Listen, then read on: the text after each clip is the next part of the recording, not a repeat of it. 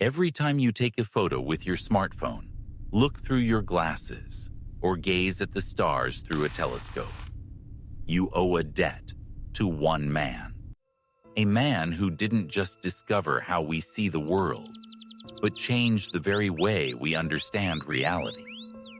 His story didn't begin in a well-equipped laboratory, but in a pitch-black room, under the threat of the sword from one of history's most dangerous rulers.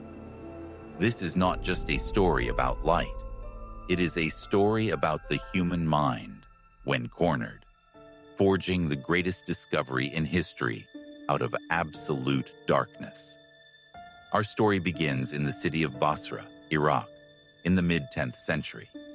Alhazen ibn al-Haytham grew up in a golden age of science, but he was no ordinary scholar. His mind was a restless machine, devouring books on mathematics, geometry, and astronomy. Thanks to his sharp intellect, he rose to the high rank of vizier in Basra, a position granting him wealth and immense influence. But for a man who saw the universe as a series of equations and puzzles waiting to be solved, politics was merely an annoying distraction. Ibn al-Haytham made a radical decision. He resigned as vizier, abandoned power, and dedicated his entire life to one thing only: science. Ibn al-Haytham trusted his mind to the point of scientific arrogance. During his readings, a historical puzzle caught his attention: the Nile River and its devastating floods.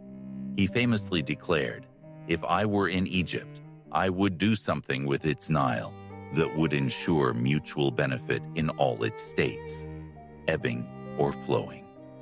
These words reached the ears of al-Hakim bi Amr Allah, the Fatimid Caliph of Egypt, a ruler known for his fierce patronage of science, but equally notorious for his bloodshed and ruthless, unpredictable temper.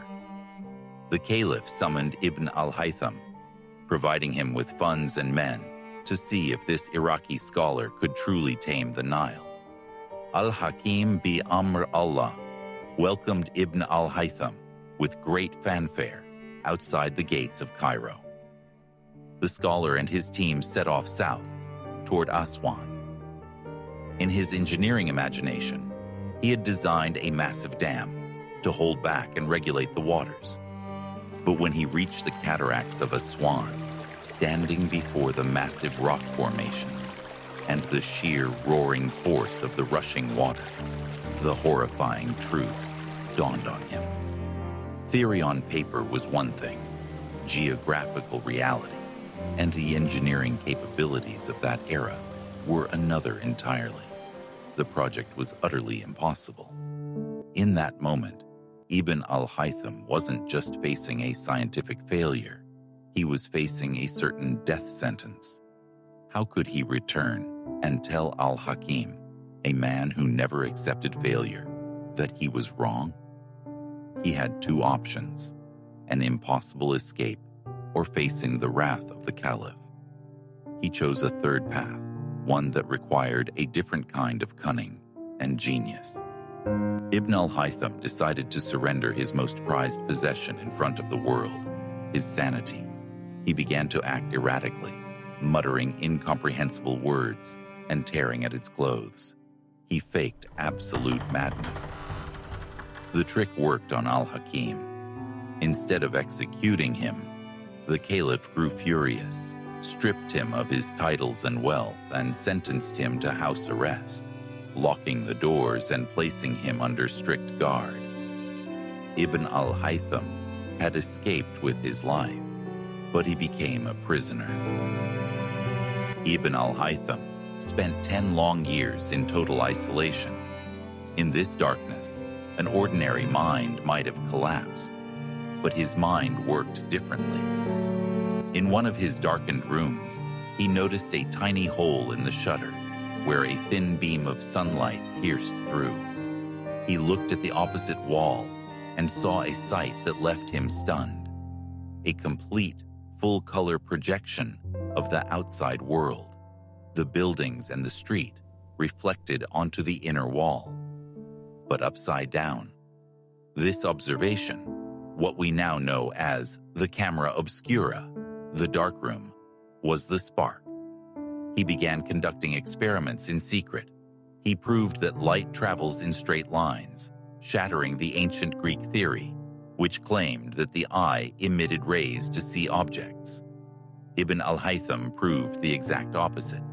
Light reflects off objects and enters the eye, allowing us to see.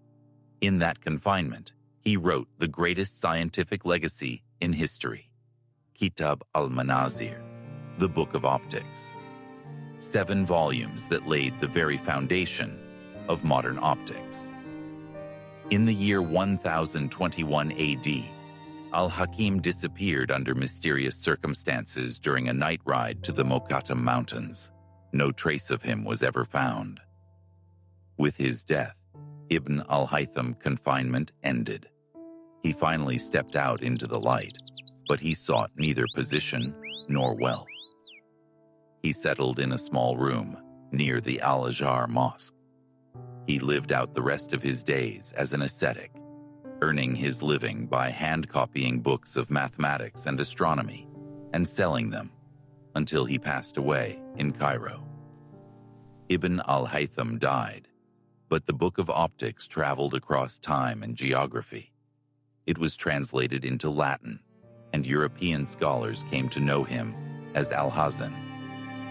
Through his books, they learned how lenses work and how light refracts. Roger Bacon, Johannes Kepler, and even Isaac Newton relied on his work for their experiments on light. Ibn al-Haytham didn't just lay the groundwork for optics and the camera we use today.